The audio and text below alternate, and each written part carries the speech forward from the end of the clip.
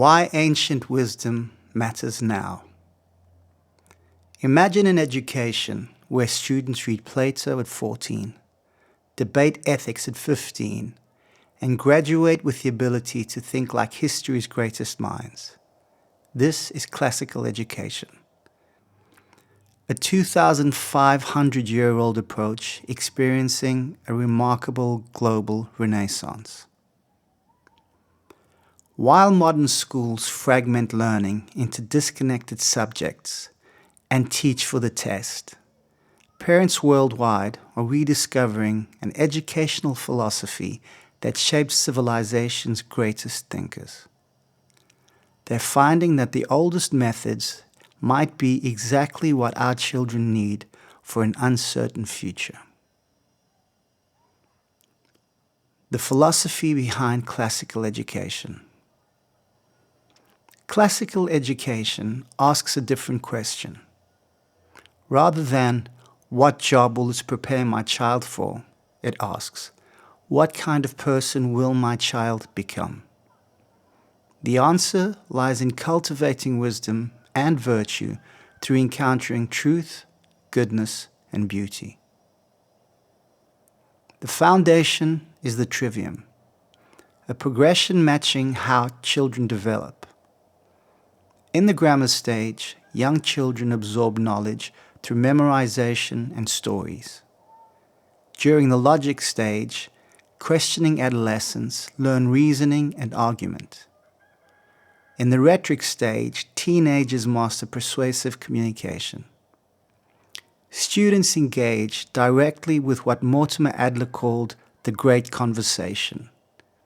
They read Homer's Odyssey, not textbooks about Greek literature. They study Euclid's Elements, not just formulas. Yes, this means teenagers voluntarily reading books without pictures and actually enjoying it.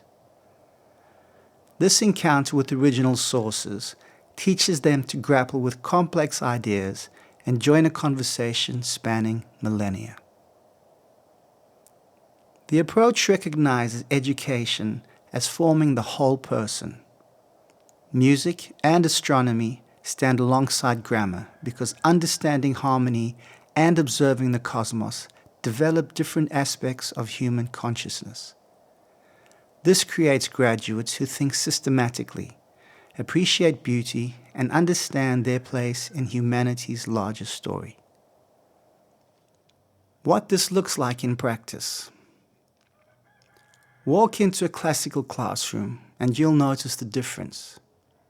6-year-olds chant Latin conjugations with joy, not because Latin is practical, but because it trains the mind in precision. 10-year-olds diagram sentences to understand the architecture of thought. 15-year-olds engage in Socratic seminars, defending ideas with logic rather than emotion. The curriculum spirals through history 3 times, each pass deeper. Students first learn stories, Greek myths, medieval knights, revolutionary heroes. Then they analyze connections, why Rome fell, how the Renaissance emerged. Finally, they evaluate. Was revolution inevitable? What can we learn from historical patterns? Students see knowledge as interconnected. Studying the American Revolution, they simultaneously read Locke's philosophy, examine period art, and understand 18th century science. They discover that all knowledge relates, that truth appears in many forms, and that insights come from unexpected connections. Most importantly, classical education develops intellectual virtues alongside moral ones. Students learn patience through difficult text, humility through encountering greater minds, courage through defending ideas, and wisdom through contemplating eternal questions. Why parents are choosing this path? Parents from Tokyo to Toronto are choosing classical education for similar reasons. They see children drowning in information, but starving for wisdom. They notice their 8-year-old can operate 3 devices simultaneously, but can't sit still through a single chapter of Charlotte's Web. They recognize that in an age of AI, uniquely human capacities such as creativity, moral reasoning, and aesthetic judgment matter more than ever.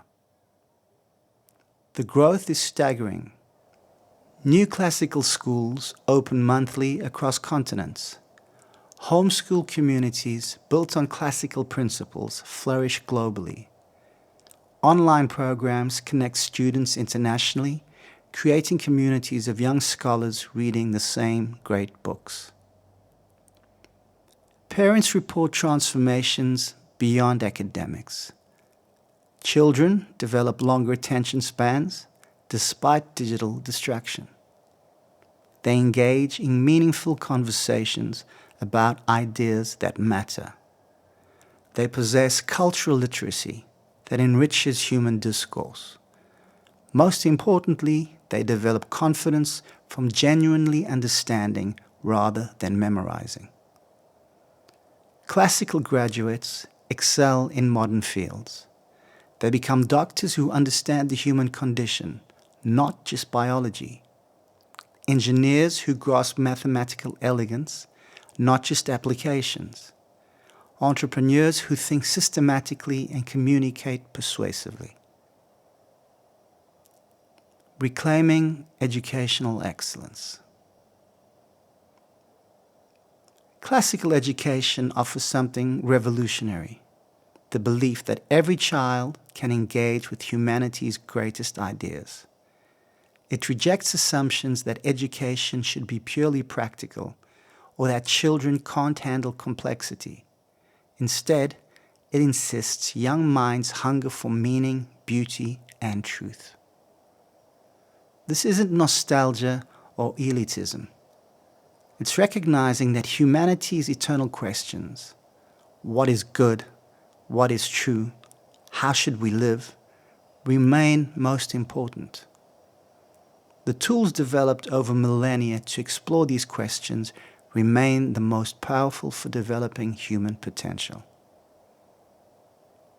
In a rapidly changing world, classical education provides what T.S. Eliot called the permanent things, unchanging principles helping us navigate any circumstance. It develops not just knowledge, but wisdom, not just skills, but virtue, not just workers, but human beings. The choice isn't between old and new, but between shallow and deep, between information and wisdom. The classical tradition that educated history's greatest minds stands ready to educate our children. Are we brave enough to choose excellence?